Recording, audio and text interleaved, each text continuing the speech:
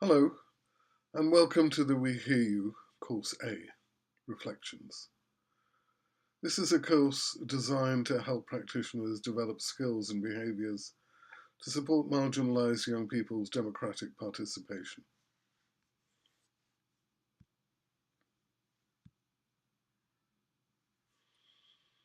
After this short introduction, the rest of the course is split into three main sections. The first focuses on developing skills for democratic participation. The second on models and tools to be used to encourage democratic participation.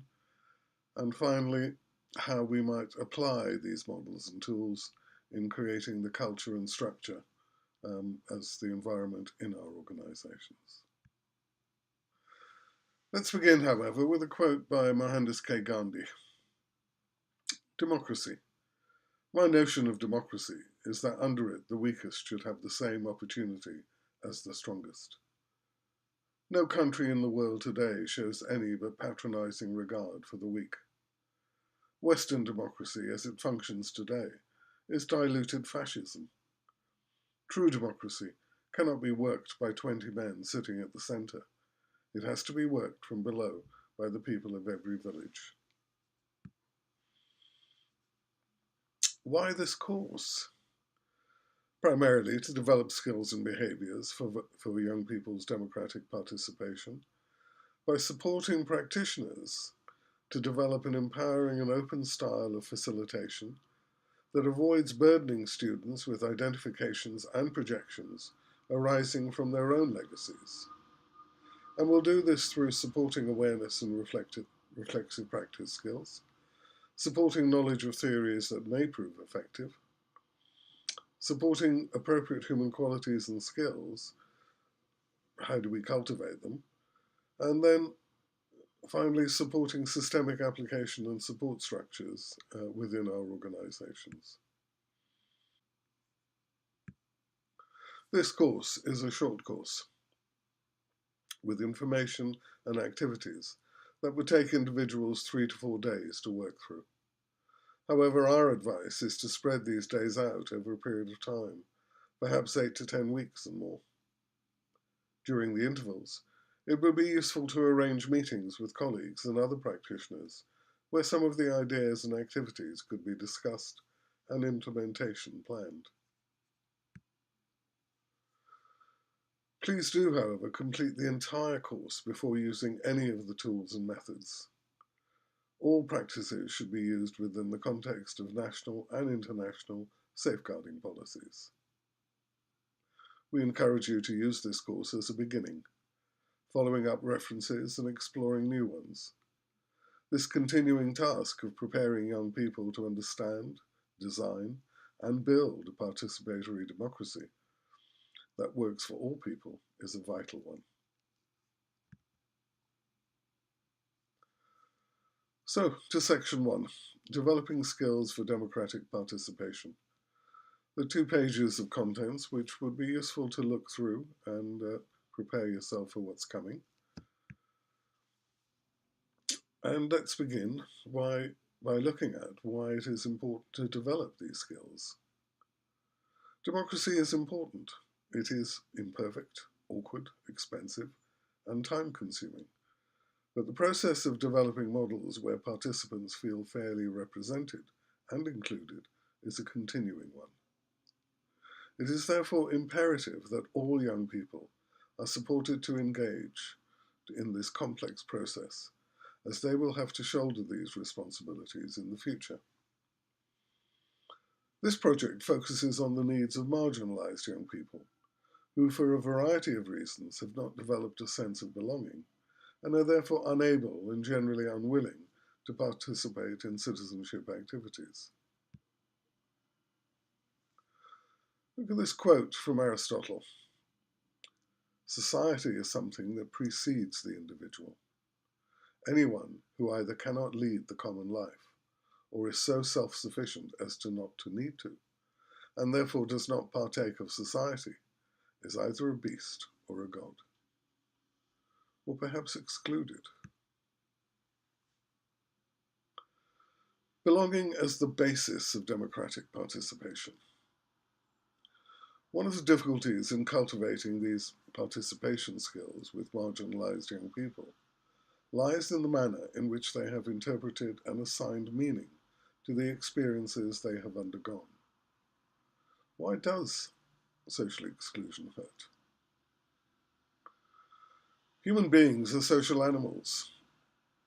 Social exclusion, rejection, and loss have physical, psychological, and social impacts on all individuals. These impacts interact with each other, creating complex webs of feelings, beliefs, and behaviors.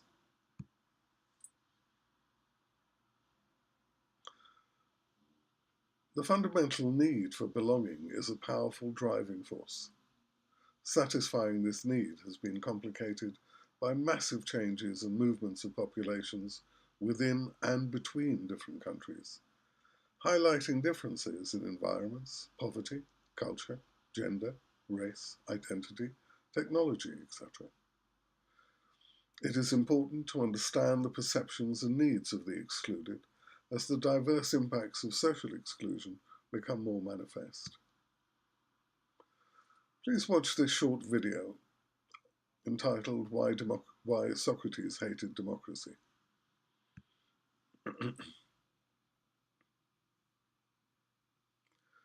The dangers of not belonging. Social exclusion as a barrier to democratic participation. What's a reasonable definition of social exclusion? An individual is socially excluded if he or she does not participate in key activities of the society in which he or she lives. From the Centre for Analysis of Social Exclusion. The emphasis in this definition is on non-participation arising from constraint rather than choice. The dangers of not belonging. Social exclusion is a multifaceted process, encompassing economics, housing, employment, education, participation, identity, sense of belonging, culture, language, migration, refugee status. The effects are therefore also multifaceted and interrelated through interaction. This builds a very complex process that will take time, effort, and imagination to map and respond to. The effects of social exclusion include isolation and exclusion from social relations and the wider community, exclusion from basic civil and political processes, exclusion from basic health and social services. These social disadvantages are associated with both physical and mental health inequalities. Disadvantages in early life increases the likelihood of disadvantage in later life. Disadvantage may also be transmitted across the generations. Therefore, multifaceted problems need to be viewed with multifaceted perceptions, and our responses need to be reflective, mindful of the complexity and interrelation. The system of engaging, articulating, understanding, responding, and assessing that we construct must allow the student to tell their own stories and not invent them on their behalf. We would need to plan for and address risks to support students to be able to learn and develop. There needs to be an environment which does not blame, but seeks to improve. Running a project on encouraging marginalised young people to engage in democracy needs to recognise and plan for the difficult journey they face. We need to provide them with the awareness, skills, and qualities necessary to participate in democracy. Making social inclusion and democracy possible. What are the aspirations, education, and skills required for democratic participation? Our aspiration is to develop effective thinking, behaviour, and practice in the task of supporting marginalised young people to reflect on, articulate, interpret, and understand their own legacies of behaviour. to facilitate the learning of the skills and qualities needed in order that they can democratically contribute to creating a future based on inclusion and cooperation. How will we achieve this aspiration? Through the disciplined application of learning. Please watch this short video, Intensity versus Consistency. Small changes applied over a period of time.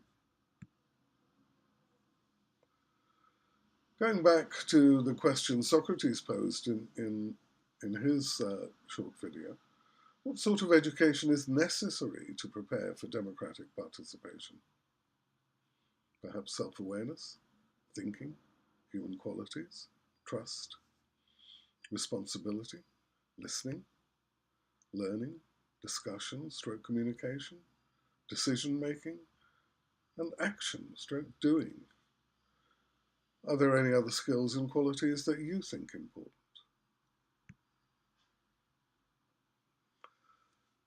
What sort of environment is necessary for democratic participation? In order to support young people to develop the above skills, it is vital that we, as practitioners and policymakers, are able to cultivate them in ourselves, demonstrate them in our behaviour, reflect them in our organisations, build them into the communities and environment that we live in, and infuse them into the systems and structures we create to support our activities.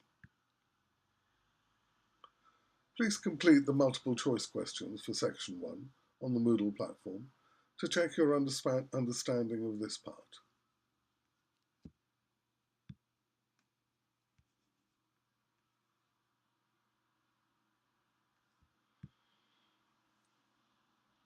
Please look at the reflection and discussion tasks. What impact does the above information have on your perception of social exclusion and its effects? How does your professional background and training affect your perception of student needs?